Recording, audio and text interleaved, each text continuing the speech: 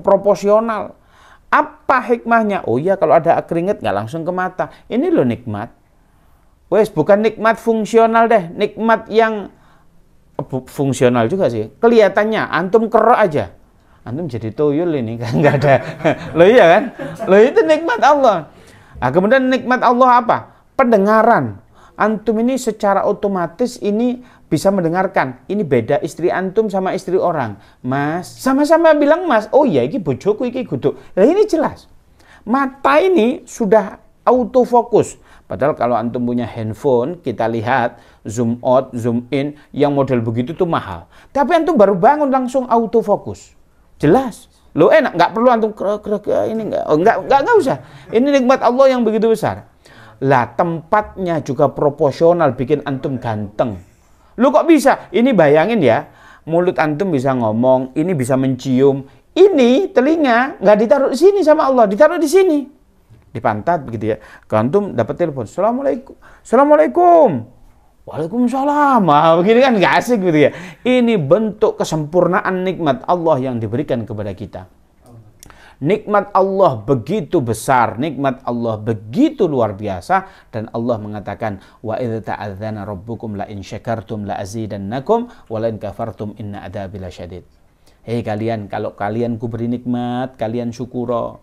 Kalau kalian nggak bisa syukur, ini kata Allah, kalau kalian nggak bisa syukur, bukan dikurangi, bukan diambil, tapi inna adzabi lasyadid. Kalian akan ku azab.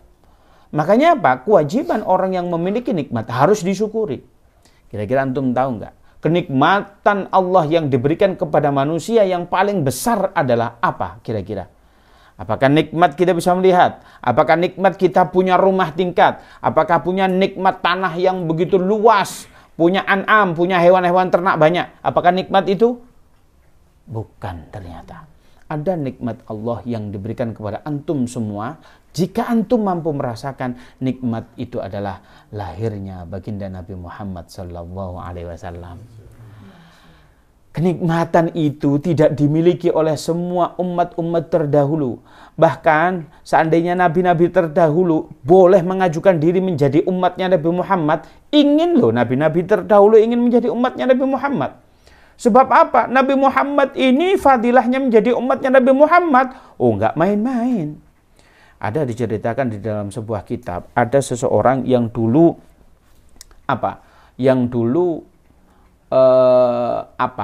dilahirkan, kemudian dia bekerja untuk menghidupi dirinya, kemudian sisa waktunya hanya untuk ibadah dari kecil sampai tua. Kemudian didatangi oleh nabinya. Singkat cerita, nabinya begini, kamu itu orang yang luar biasa, tapi nanti di akhir zaman ada orang yang kualitas ibadahnya jauh lebih bagus. Ini orang takjub banget ya. Siapa mereka? Yaitu umat Muhammad. Ya kita semua ini. Apakah umat Muhammad itu rajin? Ya enggak juga sih. Ya, ngeliat antum ini kan ya kadang ya tulinahan gitu kan ya. Kadang futsal, kadang ya gibah-gibah dedek begitu kan. Kadang ya touringnya itu niatnya tapi gibah tengah jalan ya ada juga gitu. Lah ini macam-macam ini. Kita itu modelnya begitu. Tapi kata Nabi itu, tapi umat Muhammad itu ibadahmu dari kecil sampai tua bisa dikalahkan dengan umatnya Nabi Muhammad dengan cara apa? Sholat 2 rakaat saja. Lah itu dahsyatnya antum ya. Saking dahsyatnya antum sholat rakaat rakober gitu ya. Lah ini loh, sholat 2 rakaat mampu mengalahkan ibadah terdahulu. Ini luar biasa.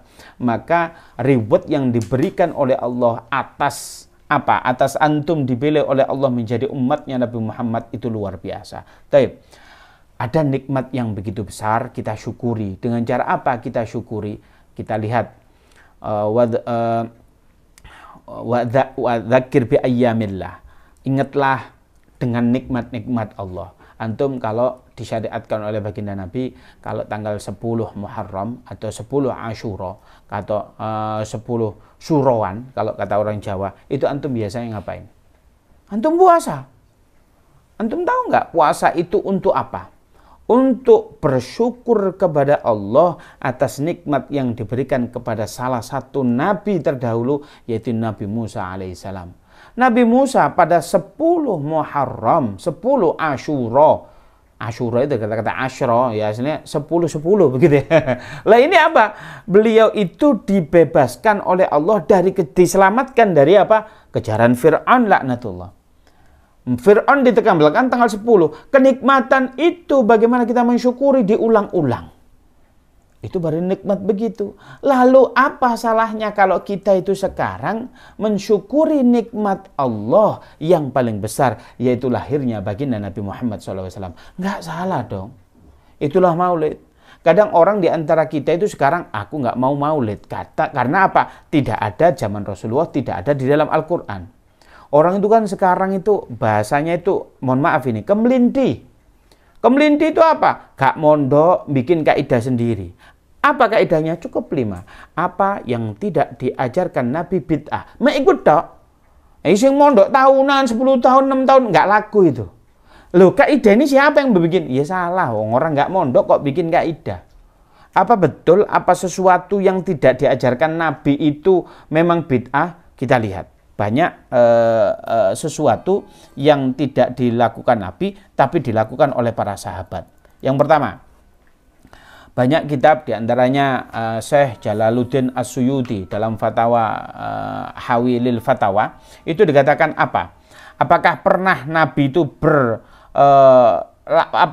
itu pernah sholat 300 kali dalam semalam? Nggak pernah, nggak ada riwayatnya.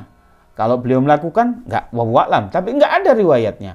Tapi yang dilakukan oleh Imam Ahmad bin Hambal, beliau melakukan dalam semalamnya itu 300 rakaat.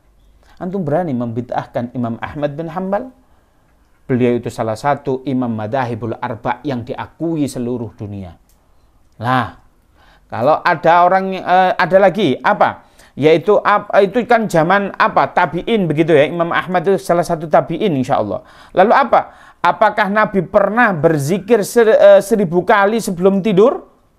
Nggak ada riwayat yang mengatakan. Tapi Abu Hurairah, salah satu sahabat CS-nya Rasulullah, namanya kan Abdurrahman, tapi dinamakan Abu Hurairah. Itu saking CS-nya Rasulullah dengan Abu Hurairah. Abu artinya bapak, Hurairah artinya kucing. Masa bapaknya kucing? Panggilan semacam itu karena CS-nya sahabat itu dengan Rasulullah. Lah beliau melakukan hal itu berapa kali dalam sehari? Dia itu sebelum tidur beliau berzikir kepada Allah Subhanahu wa taala 1000 kali. Nah, apakah itu dilakukan Rasulullah? Nggak ada dalil satupun mengatakan Rasulullah sebelum tidur membaca 1000 kali zikir. Tidak.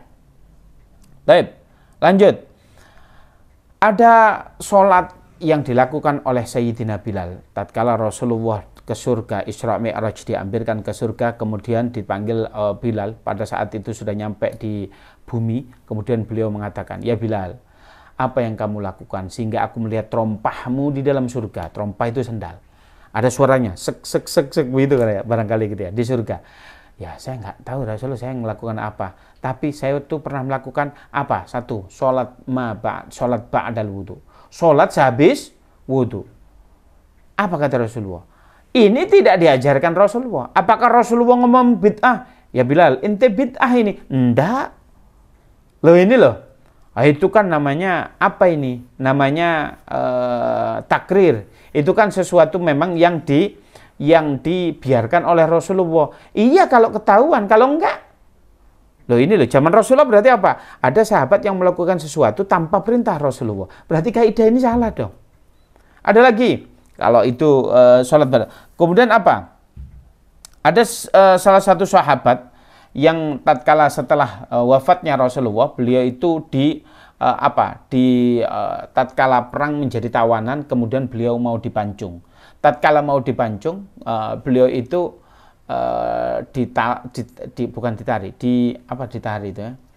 ditawari oleh musuh. Apa hal yang kamu ingin lakukan, yang kamu inginkan sebelum kamu dieksekusi? Jawabannya 1, iya. Salah ingin sholat 2 rakaat sebelum saya dipancung. Apakah Rasulullah pernah mensyariatkan sholli sunnatan qoblal pancungi? Nggak ada. Tapi itu dilakukan oleh sahabat. Apakah Anda berani membid'ahkan sahabat tersebut sehingga Anda mengatakan sahabat itu bid'ah? Maknanya tidak semua apa yang dilakukan oleh Rasulullah itu bid'ah. Apakah cakap itu? Banyak lagi. Kemudian ada salah satu sahabat, yaitu tatkala sahabat itu sholat dengan Rasulullah. Kemudian tatkala Rasulullah sholat, setelah itu salam, kemudian beliau berdiri. Kemudian bertanya kepada sahabat, wahai sahabatku, siapa tadi yang membaca kabira walhamdulillah katsira setelah takbiratul ihram? Karena apa, pada saat itu Rasulullah membaca Allahumma ba'id. Nah, di sini ada yang Allahumma ba'id, ada yang kabira. Allahumma ba'id itu diajarin Rasulullah. Kalau kabira, enggak, Rasulullah enggak ngajarin. Berarti bid'ah dong. Loh, ntar dulu dong. Lalu bagaimana? Ini ada salah satu sahabatnya itu begini. Sahabatnya begini, dikatakan, saya ya Rasulullah tadi yang membaca kabiro.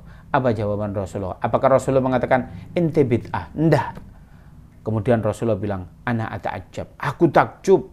Ternyata tatkala engkau membaca kabiro, yaftahu abwabas sama, maka Allah membuka pintu-pintu langit, digerojokkan rahmat pada saat itu kepada kalian pas sholat ini. Loh, iku loh. Makanya Ibnu Mas'ud pada saat itu, setelah kejadian itu, kata Ibnu Mas'ud, aku setelah Rasulullah mengatakan semacam itu tidak pernah meninggalkan sholat tanpa membaca kabiro. Berarti apa? Enggak semua yang tidak diajarkan Rasulullah itu bid'ah. Kalau antum membid'ahkan para sahabat, apa bedanya antum dengan Syiah yang melaknat melaknat Sayyidina Abu Bakar, melaknat Sayyidina Umar, melaknat Sayyidina Utsman? Apa bedanya antum? Maka jangan sampai membikin kaidah apa yang tidak diajarkan Nabi itu bid'ah. Maka apa? Tidak semuanya. Tetapi apakah maulid itu ada tuntunannya dari Rasulullah walaupun tidak dilakukan Rasulullah? Ada. Suatu ketika baginda Nabi Muhammad SAW di dalam sebuah hadis, wasu'ila an saumi yaumil isnin qala dzalika yauma wulidtu fihi wa yauma bu'istu au unzila ala fihi. Pada saat itu tatkala Rasulullah puasa di hari Senin, didatanglah salah satu sahabat, kemudian sahabat bertanya, ya Rasulullah, jenengan kenapa kok puasa di hari Senin? Apa kata Rasulullah? Kana dzalika yauma wulidtu, hari Senin itu di mana aku dilahirkan. Wa yauma bu'istu au unzila ala fihi, dan saya pertama kali diutus menjadi rasul atau menjadi nabi itu ya di hari Senin. Berarti paham ya? Jadi apa? Rasulullah juga memperingati hari lahirnya dengan cara apa? Beliau berpuasa. Maknanya memperingatinya itu boleh. Kalau Anda yang mengatakan, Ustaz, di kampung saya itu nggak benar, kalau maulid itu berot, berarti bukan memperingatinya, berotnya yang salah. Tahu berot ya? Wah, ini lagi viral gitu ya. Berot begitu ya. Ini yang berotnya itu. Berot itu pada dasarnya dulu ya enggak apa-apa. Kecil kita itu kan mainan kuda-kudaan dari pisang. Ini enggak masalah main kuda-kudanya. Yang enggak boleh itu apa? Melibatkan setan di dalamnya. Itu yang enggak boleh. Tatkala melakukan itu gak sholat. Saya belum tahu sampai sekarang, saya belum pernah melihat, wallahu alam kalau ini bukan suudon, tapi saya yang belum melihat. Enak-enak berot, deng deng deng, Allahu Akbar, berhenti dulu, ayo kita sholat. Saya belum pernah melihat itu. Nah, berarti sama ya kita, sama-sama belum. Memang saya belum pernah melihat berotnya itu ya. Nah, sekarang lagi fenomenal, maka ayolah, sesuatu itu yang tidak diajarkan Rasulullah bukan berarti kita tidak boleh, gitu ya.